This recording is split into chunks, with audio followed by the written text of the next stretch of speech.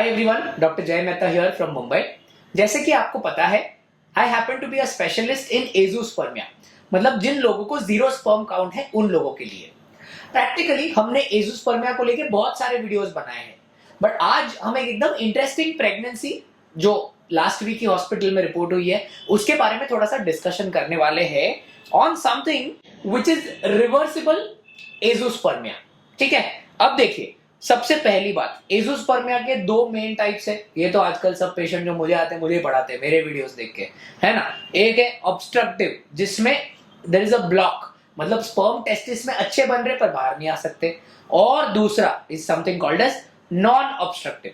अब ये जो नॉन ऑब्स्ट्रक्टिव है, इसका मतलब बेसिकली जो स्पर्म का प्रोडक्शन है ना, वो बहुत ज्यादा कम है। ये जो रिवर्सिबल हम बात करते हैं, हमेशा reversible azoospermia non obstructive azoospermia में ही होता है। और रिवर्सिबल एजोस्पर्मिया का नॉन ऑब्स्ट्रक्टिव में सबसे इंपॉर्टेंट कारण है एंडोक्रिनोलॉजिकल कॉज। एंडोक्रिनोलॉजी का मतलब क्या? Hormonal cause. अभी आप सोचोगे, अरे सर, हार्मोनल ऐसा कौन सा कॉज है जिसकी वजह से नॉन ऑब्स्ट्रक्टिव एजोस्पर्मिया होता है? एक्चुअली में हमारे कंट्री में अगर आप ये इवैल्यूएट करेंगे तो नॉन ऑब्स्ट्रक्टिव एजोस्पर्मिया में जब हम हार्मोनल कॉज देखते हैं तो सबसे इंपॉर्टेंट कॉज इज प्रोलैक्टिन का इंक्रीज होना, जिसको हम मेडिकल भाषा में बताते हैं हाइपर प्रोलैक्टिनीमिया। ये फीमेल पेशेंट्स में हम काफी बार देखते हैं, पर मेल पेशेंट्स में जब एजोस्पर्मिया होता है, टेस्टिस का एग्जामिनेशन वो सब एकदम फाइन होता है, तो वो सिचुएशन में हम थोड़े सोच में पड़ जाते हैं और ऐसे सिचुएशन में हार्मोनल कॉज हमेशा रूल आउट करना चाहिए। अब ये जो पेशेंट का मैं आपको बात करने वाला हूं, ही हैड प्राइमरी इन्वेस्टिगेशन पे प्रोलैक्टिन का वैल्यू एज 544। नॉर्मल वैल्यू क्या रहती है प्रोलैक्टिन की? Normal value is going to be less than 35। ये बंदे का वैल्यू कितना था? 544।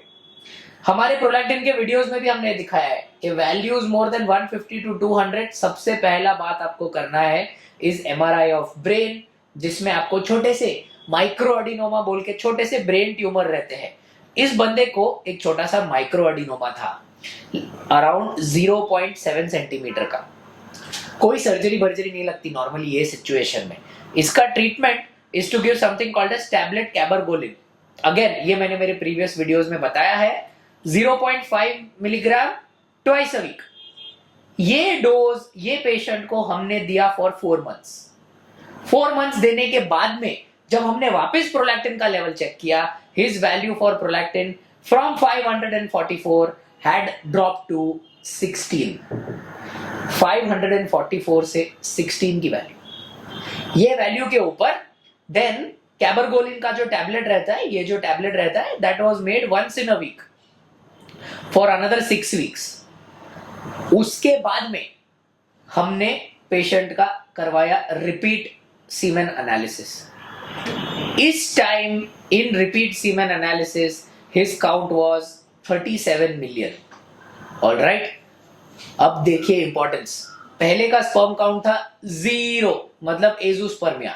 0 से उसका स्पर्म काउंट हो गया 37 million in a span of 4 months, 4 महीने के दरमियान, क्योंकि करेक्ट कॉज आइडेंटिफाई किया जा सकता था।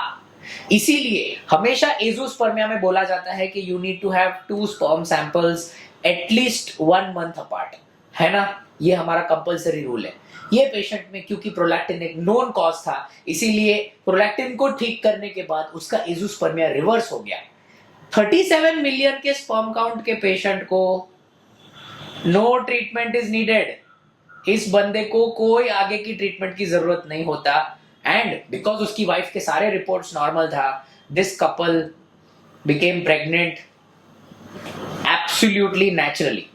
जब हमने उनका यूरिन प्रेगनेंसी टेस्ट करवाया तो यूरिन प्रेगनेंसी टेस्ट की स्ट्रिप पे of course there were 2 lines, and उसके बाद में इस कपल का बीटा एचसीजी जो था, जो बीटा एचसीजी आया, दैट वाज 2440। दिस इंडिकेट्स कि जब हम करेक्टली डायग्नोस करते हैं एजोस्पर्मिया को, स्पेशली जब आप स्पेशलिस्ट रहते हो, you will look into all these minor details, and ये माइनर डिटेल्स को देखने के बाद में you can achieve successful pregnancies in patients जिसको रिवर्सिबल एजोस्पर्मिया होता है। अब जान के आपको ये बहुत अच्छा लगेगा कि ये जो पेशेंट है जो रिवर्सिबल एजोस्पर्मिया था, ये patient is actually from Oman. ये पेशेंट हमको सिर्फ एक बार मिला है, उसके बाद में rest of the entire treatment for the patient has happened online and we are very happy for him that he and his wife have become pregnant naturally. Any further questions on azoospermia you can post in the comments. But आपको ये ध्यान में रखना है कि when you are having azoospermia, you have a good chance of having a child खुद के sperm से with your own sperms. So do not lose hope and do not end up doing the wrong treatment. I hope ये video आपको help करेगा. Any further questions आप comments में डाल सकते हैं. मैं या मेरे कोई टीम मेंबर्स आपको जरूर आंसर करेंगे. Thank you so much.